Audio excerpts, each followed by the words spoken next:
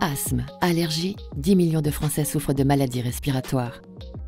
Mais quelles sont les précautions à prendre si on est touché par ces pathologies et que l'on veut faire du sport? Les explications de Sonia Hassan, kinésithérapeute. La première chose qui va être importante, c'est de définir ce qu'est l'activité physique.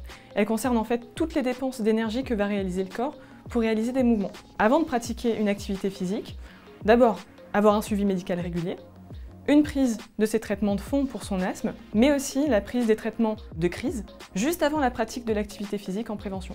Donc, la prise de bronchodilatateurs d'action rapide inhalés par le patient avant la pratique de son activité physique. Avant la reprise de l'effort, un programme de réadaptation respiratoire peut être prescrit. Mais ça consiste en quoi?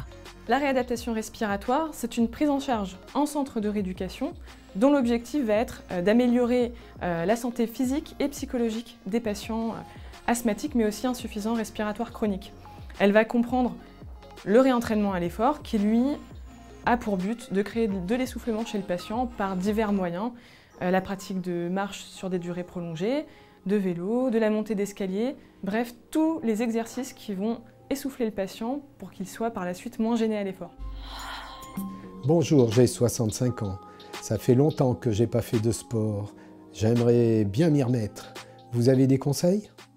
Alors bonjour Laurent, le sport c'est bon tout le temps et pour tout le monde. Il n'y a pas de limite d'âge. Simplement, à partir de 50 ans, avant de se remettre au sport, surtout quand on n'en a pas fait depuis longtemps, il est bon de prendre quelques précautions.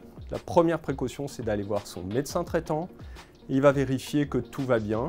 Il va également mesurer votre souffle, très important, notamment si vous avez fumé ou si vous avez été asthmatique. Et après avoir vérifié cela, c'est vous qui devrez choisir votre sport, les conditions de l'exercer, et vous verrez que le point important, c'est de se faire plaisir. Alors qu'elle se destinait à une carrière de sportive de haut niveau, on diagnostique un asthme sévère à Maïssa, ce qui stoppe son élan. Ce que ça a changé dans mon mode de vie, déjà il faut savoir que je ne pouvais plus monter des escaliers. Porter un pack d'eau, ça me rendait essoufflée. Et puis par rapport au sport aussi, c'était très dur. Ça m'a mis un gros coup au moral parce qu'en tour de terrain, je ne pouvais plus le faire. Asthmatique et sportif de haut niveau, est-ce compatible? Oui, il est compliqué d'être sportif de haut niveau, enfin avoir cette ambition et être asthmatique. Ça change le process si vous voulez.